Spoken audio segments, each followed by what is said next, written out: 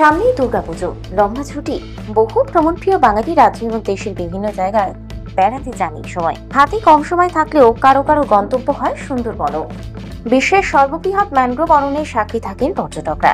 আর তার আগেই ভালো খবর, সুন্দরবনের ব্যাঘ্র প্রকল্প এলাকায় ক্রমেই বাড়ছে কুমিরের সংখ্যা। গত 2 বছরে কুমির গণনার রিপোর্টে এমনটাই দেখা গিয়েছে বলে দাবি সুন্দরবন ব্যাঘ্র প্রকল্পের আধিকারিকদের। কুমির গণনার আনুমানিক রিপোর্ট বলছে, কুমিরের সংখ্যা যেমন বাড়ছে, পরবর্তী সময়ে আরও বাড়াতে হবে। পাশাপাশি পরবর্তী পর্যায়ে কুমির গণনার কাজে গুরুত্ব দেওয়ার কথাও বলা হয়। বিশেষ করে কুমির নদী ছেড়ে বারবার লোকালয়ে যাচ্ছে, যার ফলে আতঙ্ক বাড়ছে সমুদ্র তীরবর্তী এলাকার মানুষের। সাহস জগতে উঠে পড়ে লেগেছে বন দপ্তর। একই সঙ্গে ব্যাঘ্র এলাকায় কুমিরের সংখ্যা আরও কিভাবে বাড়ানো যায় তা নিয়েও ভাবনা চিন্তা শুরু হয়েছে সমস্ত বন আধিকারিকদের মধ্যে। জানা গেছে, গত 2 বছর ধরে কুমির গণনার কাজ চলছে, আগামী বছরও হবে। তারপর বিস্তারিত তথ্য জানা যাবে। তবে 2022-23 এবং 2023-24 এই 2 বছরে সুন্দরবনে ব্যাঘ্র প্রকল্প এলাকায় কুমিরের সংখ্যা বেড়েছে।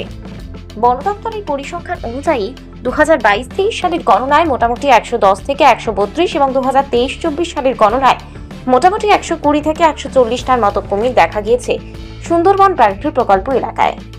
এবার 2025-26 সালের গণনার পর এই 3 বছরের কুমির গণনার রিপোর্ট প্রকাশ করা হবে। আর তাতে আরো স্পষ্ট হবে যে গত 3 বছরে ঠিক কত কুমিরের সংখ্যা বেড়েছে। তবে ইতিমধ্যে সুন্দরবনের বিভিন্ন প্রান্তের নদী থেকে লোকালয়ে কুমির চলে আসায় চিন্তায় পড়েছে বন আধিকারিকরা, যার ফলে আতঙ্ক বাড়ছে এলাকার মানুষের। ভাগবতপুর কুমির প্রকল্পে কুমিরের সংখ্যাও বেড়েছে প্রচুর। আগামী 1 মাসের মধ্যে কুমিরগুলোকে গভীর সমুদ্রে ছাড়া হবে, যার ফলে আরো কুমিরের সংখ্যা বাড়বে নদী বা সমুদ্রে।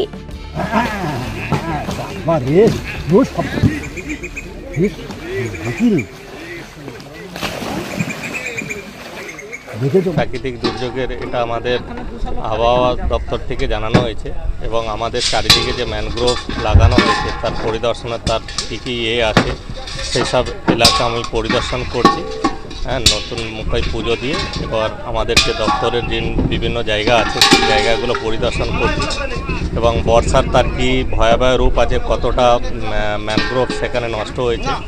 আমাদের ধনচি, তারপরে কে প্লট, জি প্লট, এই সব এরিয়াগুলো আমরা পরিদর্শন করছি এই প্রাকৃতিক দুর্যোগের মাধ্যমে। দক্ষিণ 24 পরগনা থেকে গোপাল শীলের রিপোর্ট, ডিএন নিউজ বাংলা।